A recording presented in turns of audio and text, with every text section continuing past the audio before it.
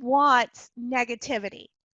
We're going to talk today about what it is, because before you can keep it from infecting and inoculate your staff, we really have to understand what the sources are, what the causes are. Very excited. We're going to be kicking off a 4-week series about conflict resolution, coaching, keeping that negativity. And we're going to start with the foundation today. Because I don't know about you, but I don't run to negativity. I'm not like, ooh, today I want to wake up and be the most negative person I can be.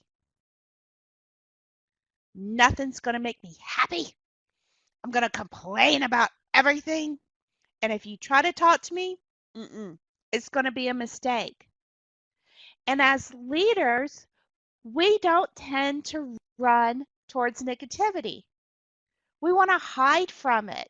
It brings us down. It destroys teams. But as leaders, we really don't have that option. We have to be that doctor that diagnoses the symptoms, writes a prescription to halt the disease and to heal it, and then really inoculate the rest of our team to prevent the spread. Negativity is the #1 killer of teams. And it grows. And a lot of times it grows before you even realize it's there.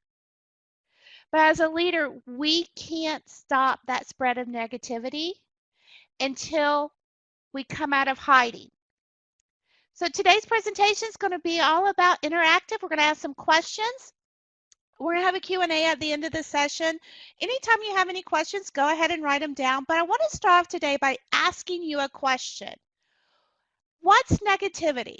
Tell me what you think negativity is. Is it the constant complaining? Is it the refusal to do anything? Go ahead, type it into that box for me. What is it that makes you cringe when you hear it? If you have any questions as we go along, type them in, and also the presentation will be available for download at the end of today's webinar. So I see answers popping up. We have complaining. We have bad attitudes about everything. Love that, Vanessa. Never being able to please.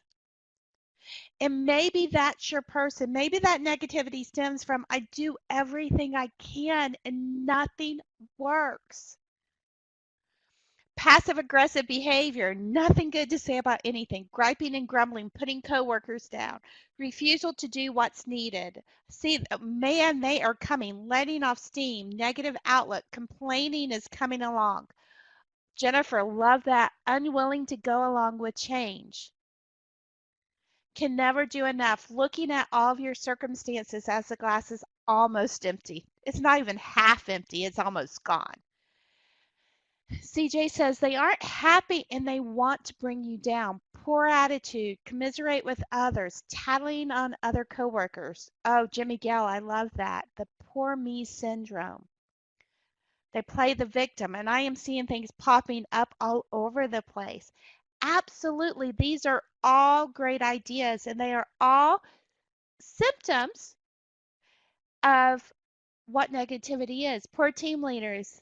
I love that managers at odds with each other and their staff, and the whole company knows it. I want to focus on that answer. That's a great answer. All of them are, but really let's sit on that one for a moment. We think that negativity is something that we can hide from. We think that negativity doesn't exist. Or I can complain, I can be unhappy, I can tell you I'm going to do something, and then go around and do it. But many times, especially if it's leaders that are negative, their staff knows it, and it grows and grows and grows. As leaders, you are change makers. We don't necessarily have the option to be negative about anything. As a leader goes, so goes your team. So if the leader is negative, your team is going to be negative. For today's purpose, we're going to define negativity as the expression of criticism or pessimism. Sounds pretty, that goes along with the complaining. We're going to define workplace negativity as a habit of criticism or pessimism that affects productivity and profitability. And I really want to focus on that habit. We're going to talk today a little bit about how negativity can be something that is a force of nature and that just is who a person is, and how do we identify that. But we're also going to talk about that negativity is a habit. Everybody is going to have a bad day. There are going to be things that happen that cause us to have that temporary negativity. But how do you identify it? How do you identify if it's temporary? And how do you identify as maybe it's what we perceive as negativity, which is just someone's natural behavioral traits? It's how they communicate. It's their force of understanding of pace. It's their attention to detail or for structure that's coming across as negativity. As leaders, we have to determine, is this a communication problem or is this a negativity problem? And a lot of times we just want to write someone off, especially if there's that breakdown of communication. But we can't do that because we have to identify if it's negativity, because the cost of negativity is beyond what we see. Some of the symptoms of that negativity is missed deadlines, time loss, tardiness, attendance issues, customer service issues. People are just finally like, I'm done. I'm out of here. Attendance issues, there's been many surveys and studies done that people will miss up to 2 hours a day or 2 hours a day talking about, complaining about negativity. But as it grows and grows and grows, employees will take time off. I just don't want to come into work and deal with this. I've got the time, which leads to that breakdown of communication, which leads to those missed deadlines. But let's put a dollar cost on this. The Bureau of Labor and Statistics estimate that about $3 billion, and yes, that's billion with a B, dollars per year is lost to workplace negativity. But let's take it and drill it down a little bit more. If the average employee spends 2.5 hours per week on negativity, whether it's complaining, whether it's venting, whether it's I'm not going to do this, I don't want to be here, I'm going to come in late, leave early, however they spend that 2.5 hours per week, it's spent dealing with negativity. That's an average of about 3 weeks per year of paid time. You're paying your employees an extra 3 weeks to spend it on negativity. If that employee makes about $10 per hour, that's almost $1,300 per year of paid negativity. $1,300 per employee that you're paying them to work with your clients, to produce sales, to generate revenue that's going to negativity. Multiply that $1,300 by the number of employees that you have, and it can grow into the thousands. We cannot afford to hide from that negativity. But there's some cause and effects. So let's talk about some of those cause and effects. So first of all, we talked about what are some of the signs of negativity, and you've thrown that out: complaining, people being odd, letting out steam.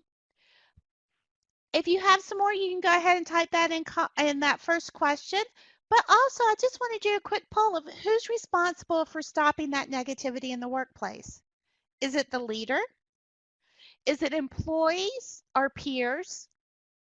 Because sometimes we have that peer-to-peer accountability where we can say, listen, Carrie, you're being really negative and I know you're not happy right now, but what can we do to get past it? Or vice versa. Or is it all of the above?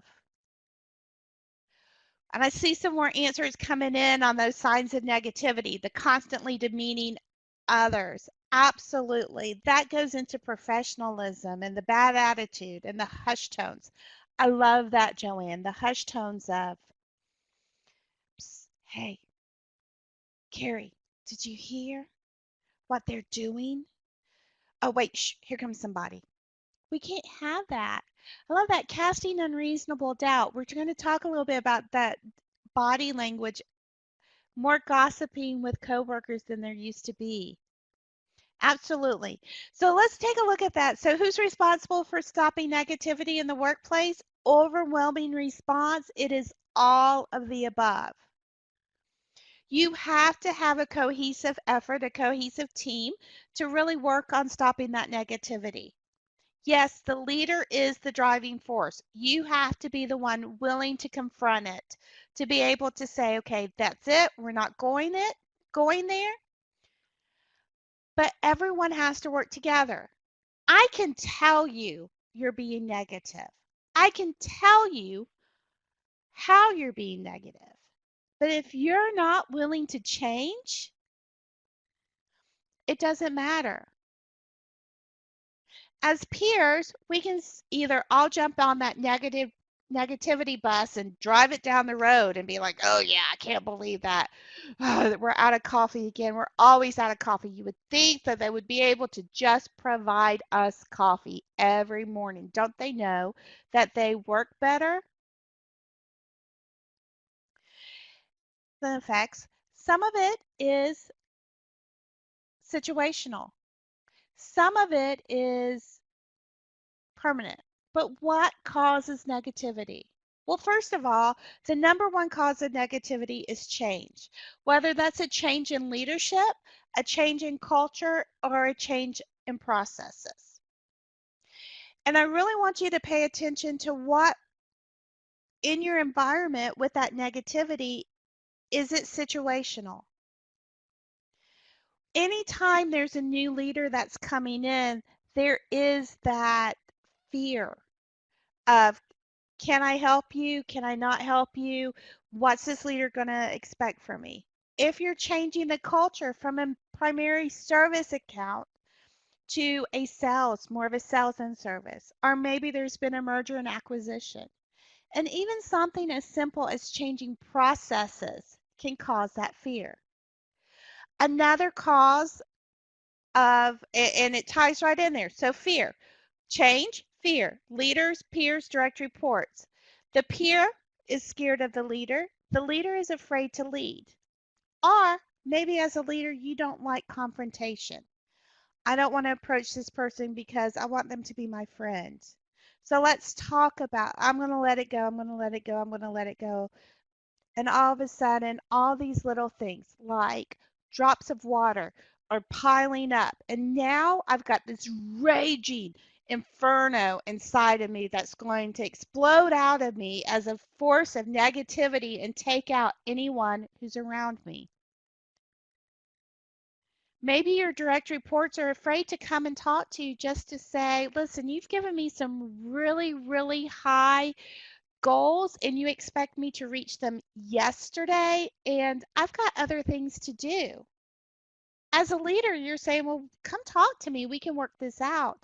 But you're creating this environment of negativity because now I'm going to go to my peer and complain instead of going and talking with you because maybe I feel like I can't talk to you. Philip shared a great wow, mind-blowing fact is that 3 billion equals 2 thousandths of 1% of a 17,000 economy. The cost of negativity must be larger than that. Absolutely. So think about that. All that money goes into something that can be averted. It can be averted by finding out, what's causing it? What's the source? Also, negativity stems from a lack of trust. I don't know if I can trust my partner to pull their weights for this missed deadline, so I'm going to do it myself. And because I'm holding this project tightly and I won't let it go and I won't trust any of the details to someone else, now they feel negative towards me. Negativity is caused by a lack of confidence. I think I can do that job. but you want me to try it?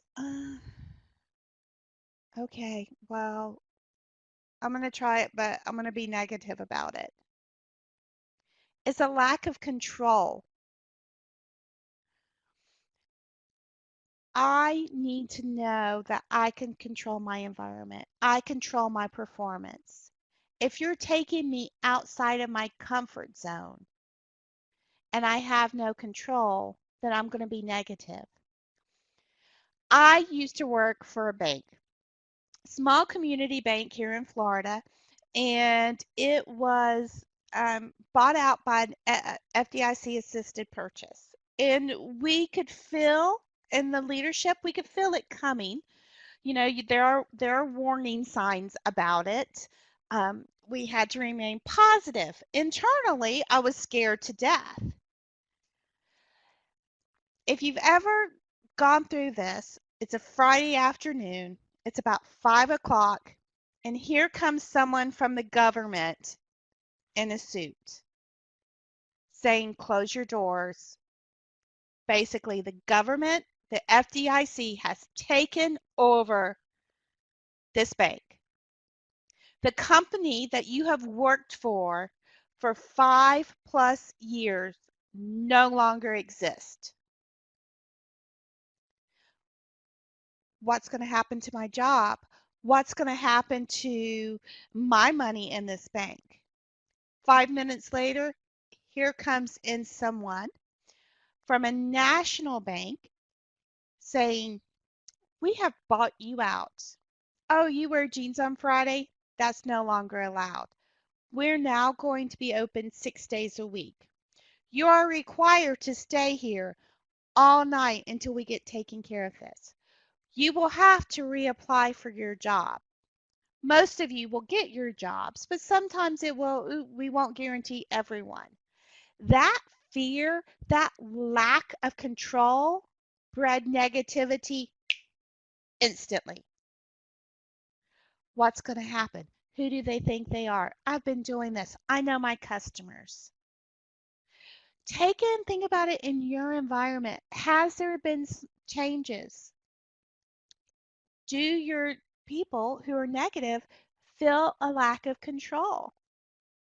And I'm not saying that we all are captain of our fates and that we don't have to follow rules and there aren't guidelines and responsibilities. But have you included those negativity carriers into part of the process so that they feel like they have that control? Or are you letting them go? Negativity also breeds when there's a lack of community. What are you doing to create this environment where people want to work together? A lot of times it becomes this one and done motivation. We are all alike. We all talk the same. We work the same. Everything's well. I'm going to motivate employee A the same way I motivate employee B. Oh, you have to come here, go to your office, close the door, get to work. You walk into the break room, and though you say, "Here is an area for you to congregate, to talk with each other," oh, it's 8:30. There are 10 people in here, and you're supposed to be at your desk at 8:30. Get to work. Even if you don't mean it, as leaders, sometimes we can facilitate that lack of community. Stay at your desk.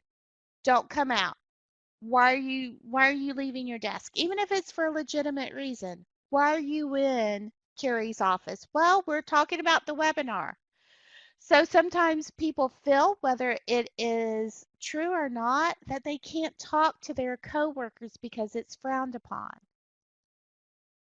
You have to facilitate that feeling of community, because when that community of we're a team, we're working together, we want to create an environment where we can collaborate, exchange ideas within reason. Maybe it's at designated times. Now I want to work harder for the person down the hall from me. The last piece of negativity, the last cause, is inexperience. We fake it till we make it. Well, let's be honest about that, especially as leaders. Sometimes we're trying to fake it till we make it, and we make mistakes. I don't appreciate the differences between the team I'm managing. Especially if I am completely different. If my natural behavior says, hey, we've got a goal, let's go for it. We're going to work as fast as we can. I want it done yesterday or tomorrow so that we can move on to the next step. And I'm working with someone and managing someone who has to have a lot of details. It's trial and error. So while we fake it till we make it, sometimes that trial and error is really going to cause some backlash and some negativity with that. So true or false, everyone shows negativity the same way. And then the second question is, once you go negative, you can't go back. Go ahead and answer. Let me know what you think. So I'm seeing an overwhelming response of false. Everyone shows negativity the same way, and that is, you are absolutely correct in that we all show it differently. And great, you realize that once you go negative, you can't go back is a false statement. That is not true at all. We will have negativity cycles. Think about that change in culture, change in processes. You've changed the process on me. My productivity has gone down. Now we need to talk about, I'm a little bit negative. Oh, I don't like change. I struggle with it. But I eventually accept it. We move on and then we grow from it. How people express negativity falls into three different categories. They express negativity verbally, vocally, or visually. So verbally is the words that they say. This is a bad idea. I'm not going to do it. Vocally is how they say it, the tone, sarcasm. Sure, I'll get right on it. You want me to do this? Okay. And then visually is that body language used while saying it or not saying it. It could be that eye rolling, arms crossed. My favorite is the thumbs up. Someone doesn't agree with you and they just kind of give you that smirky smile and go, thumbs up? Yeah. Are you okay? And they give you the okay, but you can tell that it's not. Learning to recognize what they say and how they say it is going to be instrumental in recognizing those negativity carriers. And once again, when we talk about it, we're going to talk about really determining, is it truly negative behavior that needs to be coached, maybe addressed, or is it a shift in how you talk with them is going to a shift in understanding what their natural behaviors are to allow you to address with them a little bit more. So the very first person that we're going to talk about, that first negativity carrier, is the steamroller. How many of you have ever experienced this? They're aggressive. They seem like a dictator. It's my way or the highway. They share their opinion regardless of the situation, and many times regardless whether you wanted it or not. They're very much going to be that verbal person of, I don't agree with it. This isn't right. This is the way to do it. Well, one, take a step back. Think about, is this truly who they are? Is it someone who is so assertive that they seem aggressive? Or are they truly passionate about this? With the steamroller, you're going to have to talk to them about becoming a little bit of pulling it back and recognizing the appropriate situation to express their opinion. There are going to be times that we don't want to hear it. There's going to be a time that it's not appropriate. The steamroller is not going to be afraid to stand up in the middle of the meeting. No, I'm not going to do it. This is a bad idea. Are you stupid? If they go that far, then they are a negativity carrier. That behavior is something that needs to be addressed. If they become passionate about something or they gradually become more aggressive, then that's when we need to find out what's happening to it.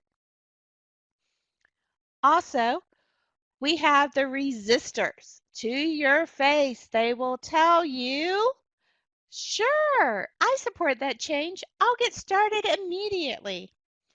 But behind your back, they're going, no way, no how. Not doing that. Plays into that passive aggressive behaviors. Once again, it may be that they're just scared. They don't want to come to you and talk to you. The example that I used earlier of when the leader expresses a task in a short time frame and there's other things that are happening. The resistor may say, I'm scared to come to them. I don't like confrontation. I don't understand the changes in the process. So I'm just not going to do it because I don't want to deal with it. As a leader, to avoid this negativity carrier and to really determine, is it situational or is it something that's a permanent item that needs to be coached and counseled through, recognizing, let's change those processes. Setting an environment where your employee can come and talk with you in a safe environment. They have to understand that for change to happen, for positive changes to happen, there needs to be that conversation and dialogue. And Philip, you're absolutely correct. Indirect negativism is more difficult to deal with because you, one, have to recognize it. Two, as a leader, you have to address the behaviors. And three, you have to set that safe environment. Once you've done all three of those things, then it falls back on the employee to start talking about, this is what I'm thinking. Also getting feedback from those peers. So I know that we don't want to create an environment of tattling, but many of us have that go-to person on your team. Whether they have a leader in their title or not, they're that standby expert that everyone talks to. Hopefully they are not your negativity carrier.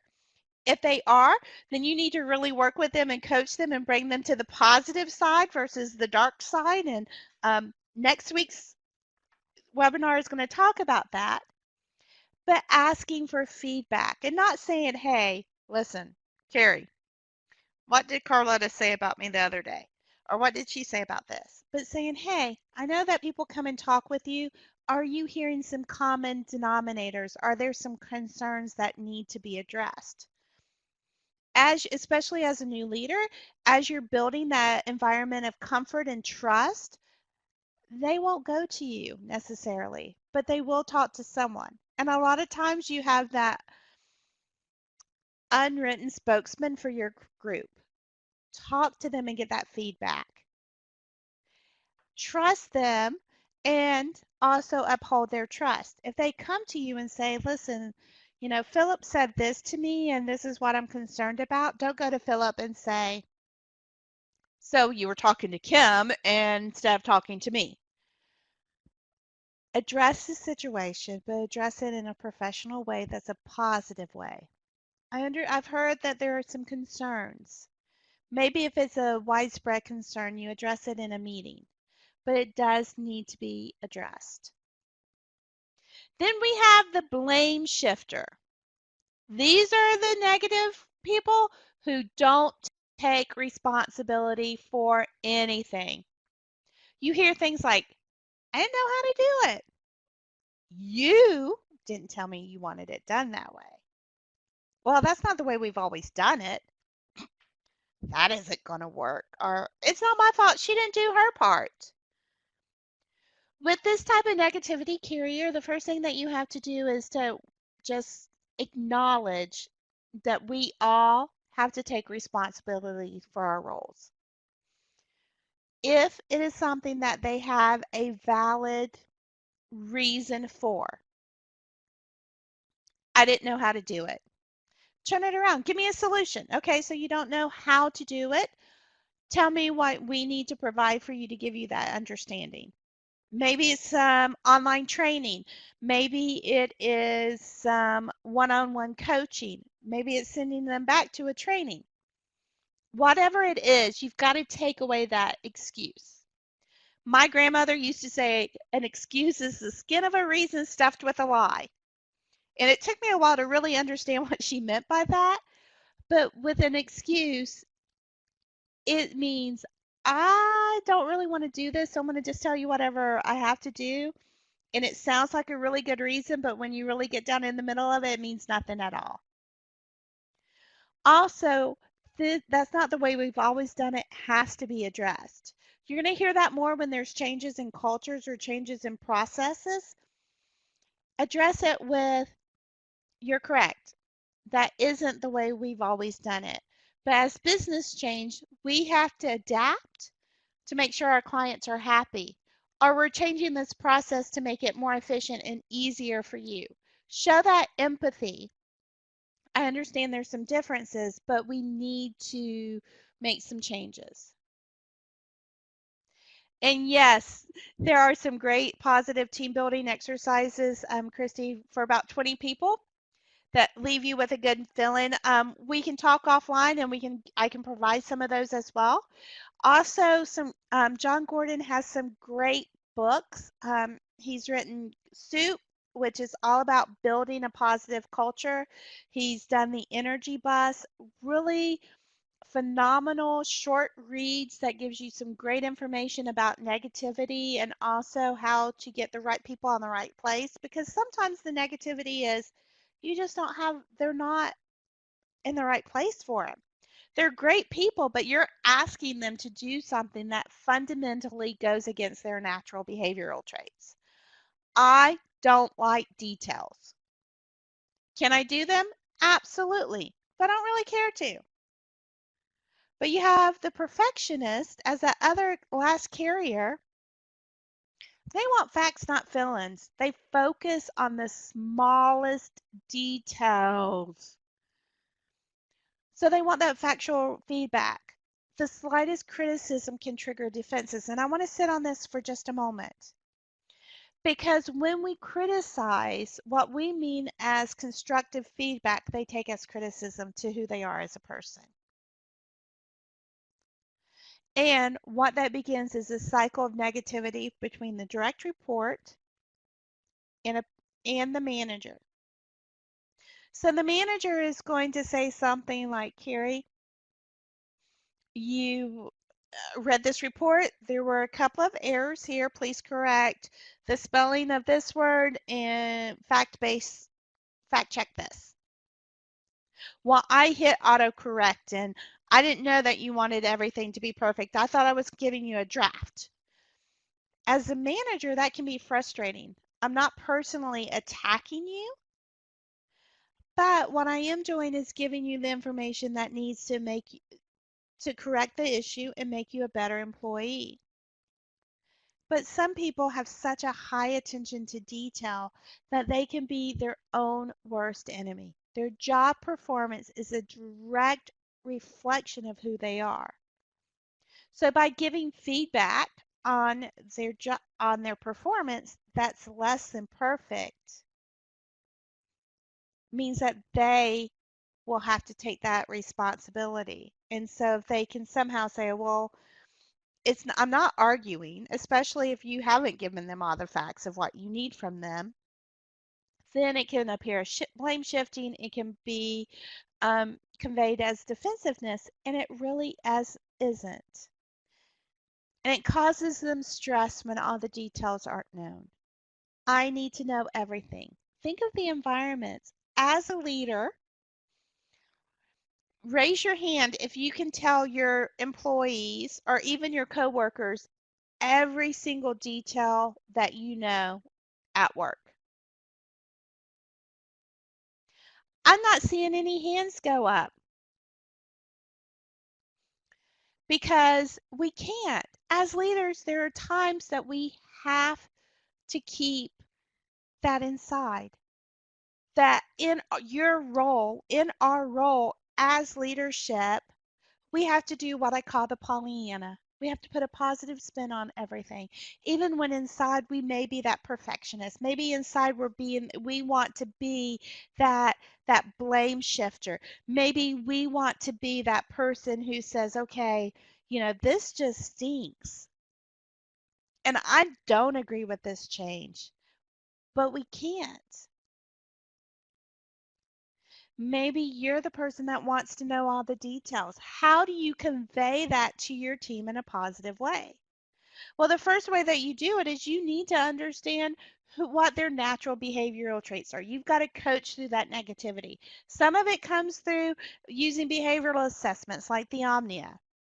Knowing how you communicate as a leader and how your team communicates is going to be key. So if you're a really big picture person who doesn't give a lot of details and you know you're causing negativity, or you have someone who says, "You're not giving me all the facts, I can't help you with it," great team member, because they're going to make sure your I's are dotted and your T's are crossed. But how can you as a leader adjust? Once again, it's also helping you understand, okay, if someone's really patient and methodical and I'm changing the process, here's what I can expect. I can expect some situational negativity, some questioning about why the processes are changing. Why are we changing the steps? Why did we remove step 14 and now we've only got 13 steps? It's not that they're being negative. They truly want to understand. They're outside of their comfort zone. So let me help coach them through that. We have all of this information and we have all these different types, and most of those types tend to be situational. But there is some danger. Because while some stressors and some negativity is situational, it's important to recognize that there's some negativity that may not be able to be coached through. The first one that comes to mind, and the only one that we're going to talk about today, is the pessimist. Someone wrote earlier, the person who sees the glass is almost empty. And there's a difference between pragmatism and pessimism. Some people are very factual. They want to know exactly what's going on. Give me all the facts before I make a decision. But the pessimist, they're not quite that person. In the negativity carrier world, the pessimist is the person that sits back and says, "The world's unpleasant. I'm unhappy, and I'll do everything possible to make it unpleasant for everyone else. You need something from me? You're not going to get it until I'm ready to give it to you. You want to do a fun jeans day? No. The workplace isn't any place to have jeans. You should be in business attire. Hey, come on, let's go do a team building activity. No. I don't want to spend any time with these people outside of these four walls. Here to get a paycheck. I don't even like my job. The pessimist is someone that you have to really focus and you want to coach them and give them every opportunity to change. But sometimes that pessimist is there because they are actively disengaged. They're looking for another job. Or maybe they're just a disengaged employee who's there to collect a paycheck. We need to work with them to either coach them up or coach them into an environment where they are happier. Let's face it, not everyone is cut out for what you do or your environment. It's having to understand and really think about this. For negative, situational, temporary negative, or the person who's not going to be happy. You've coached them, you've talked with them, you've facilitated team conflict. Their peers have talked to them. They're just not going to be effective. And that saying, one bad apple can spoil the barrel, applies to the pessimist. Because you put them with optimistic people, you put them with positive people who like their job, and they're going to just erode that positivity. Because we're hardwired to go to the negative aspect of things. Think about it. There's a reason why 80% of all news stories are negative. Our brain is hardwired to focus on the danger. There's no danger in positivity. I I I don't think anybody has exploded with too much positivity. So if we're constantly looking for danger, that danger is found in the negative. So if you're around negative people, you have to fight twice as hard to keep it from infecting your workplace. Can it be stopped? Absolutely. But you've got to understand what's starting it, how is it happening, and where do we go from there? The first one is to say that this is a no whining zone. Identify the source. Is it any of those that we talked about? Is it situational? Is it changes in culture? Is it fear of the leaders? Is it a feeling of a lack of control or community? You want to examine your role in creating that negativity. Once again, as a leader, you drive the bus. Are you driving it to a positive work environment where you celebrate the wins of the employees, that you recognize effort as well as successes, that you know your individual employees and you coach them to their strengths and challenges? Are you putting someone who hates details as your accountant who's having to dot every I and cross every T? Do you have someone on your team who hates confrontation, calling past due clients? You know, Carrie's given a perfect example. The first week of a new job years ago, a coworker came up talking about leadership and telling her to watch her back. The first week. You need to understand who those people are. And if you have a negativity carrier, even if it's temporary, keep them away from your new employees. That's the impression, the very first impression that they're going to have. So you don't want them as the trainers. You don't want them as the mentoring buddies. You want to give them a pass on that. You can't avoid them. So once again, we can't hide from negative people.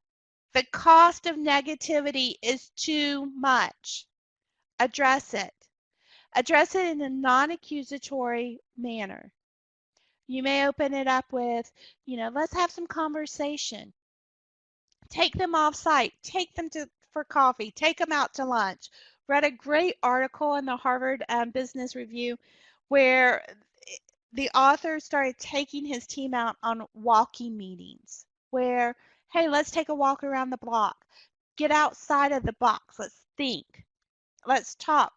As you walk, you're side by side with the person. So now there's not someone leading. It creates this camaraderie to talk about it. If those behaviors are something that you need to begin to document because it's affecting workplace, we're going to talk about that next week. Starting to coach through that. And most important, take action. Once you've identified that source, once you know where that source is and what the problem is, don't let it linger. Maybe it is those team building activities where we're going to walk out and we meet up in a meeting and we're going to walk out and feel great about it. Maybe it's addressing that whole roller coaster of, I know we're going through some difficult times and showing that empathy, but we're going to get through this together. In my example of being bought out by a larger bank, we spent a lot of time talking with those employees one-on-one. How are you doing? Allowing them to vent to a safe person, which was me. And sometimes I just had to listen. And even though I wanted, a lot of times in my head was going, really? Really? You're upset about, you're being negative about that? It blew my mind. But I couldn't let I couldn't let my face show that. And I had to be very careful of how I said things. And sometimes it was talking through with, why is this bothering you this much? Is it the change of the process? Is it because you don't understand it? Let's walk through this together. No, they didn't get a free pass to behave the way they wanted to. And when it needed to be addressed, it was addressed.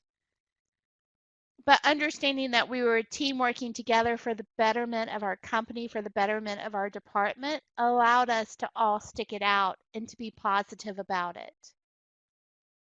You can't allow negativity to go unnoticed and undiscussed, because that's when it continues to grow. Go ahead. If you have any questions, go ahead and start typing them in for us. I know one question that I'm typically asked is, what happens if it's between two people?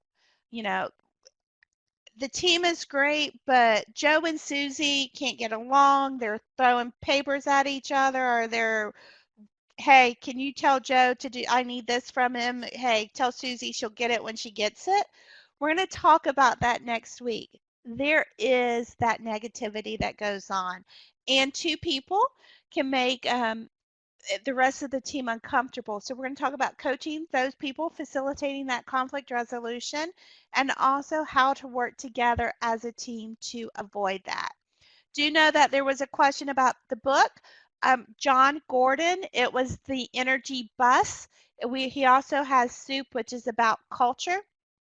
As you're typing in your questions, also just to come up, as I said, this is a bit unusual. We're doing a 4-week series next week. We're going to, same time, same channel. We're going to talk about coaching employees through negativity and conflict. On the 18th, we're going to talk about conflict resolution for teams, and we're going to finish up this June series with toxic employees. And that's really, how are we going to coach someone? We've coached them, we've facilitated, we've done everything you can as a leader. What are the next steps to end those bad behaviors? Okay. Also, I mentioned maybe some of those information is about, I don't know what I'm going to do, so how do I take that exam, away from my blame shifter? We do offer our online training department with our Excel.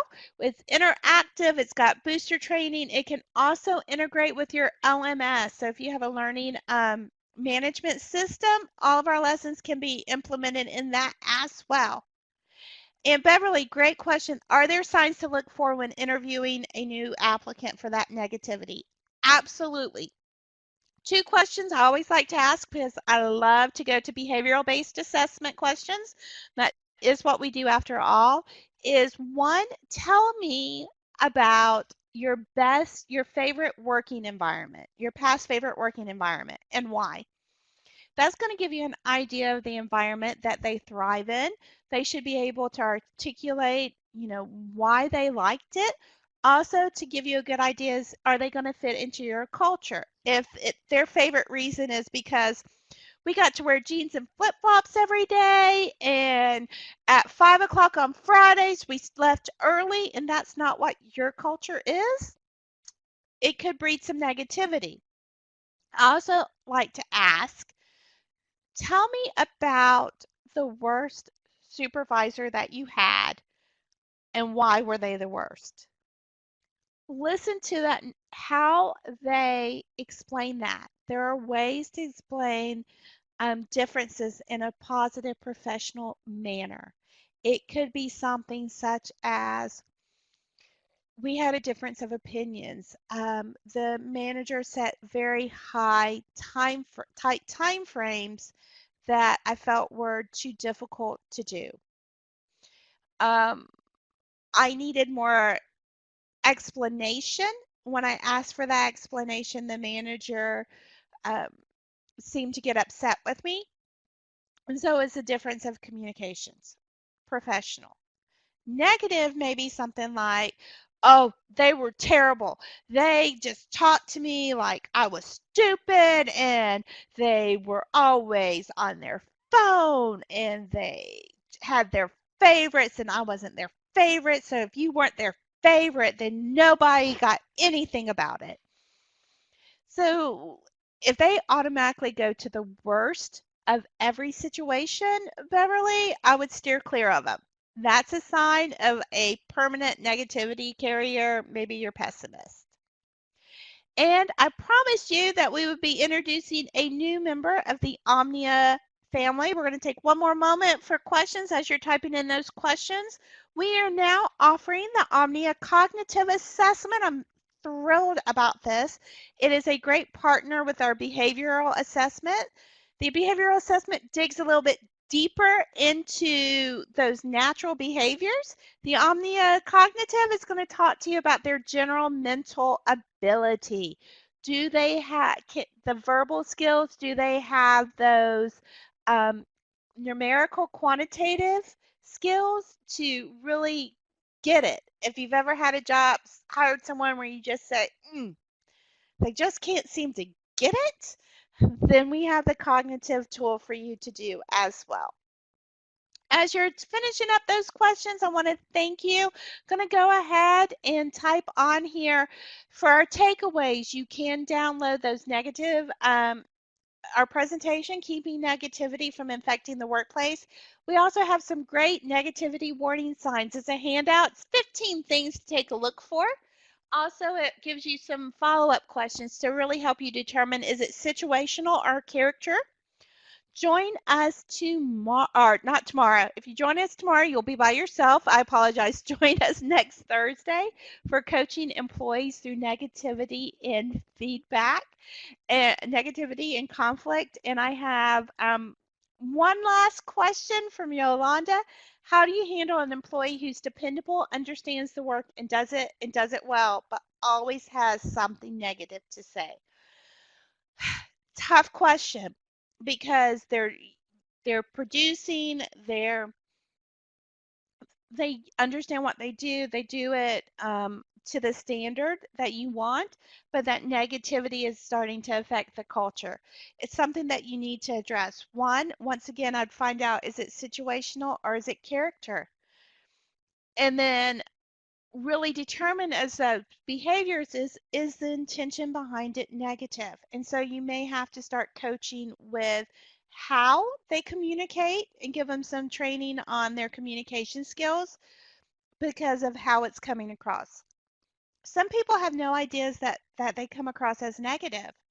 To them, they're just stating an opinion. To everyone else, it feels like they've been hit with a baseball bat.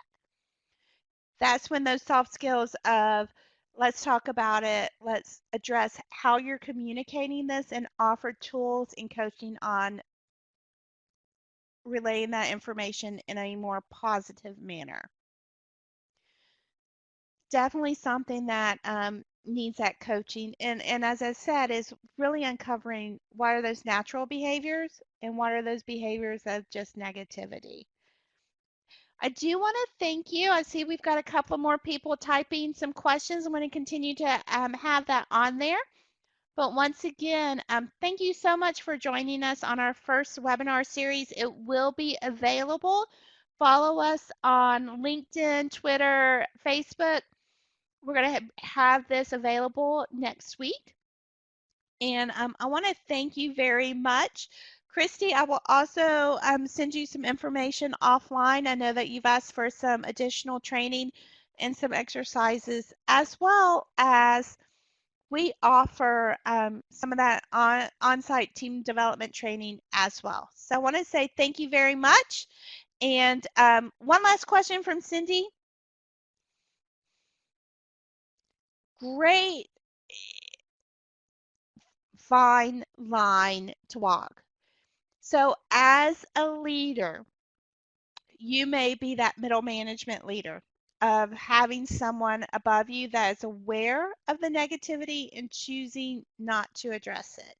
And that's when, as a leader of your department, you really have to look at it and say, how can I manage my team to the best, most positive manner around? Just because something's acceptable for the company, look at it as, this is my department. I'm going to take ownership and say, this is what we can work for.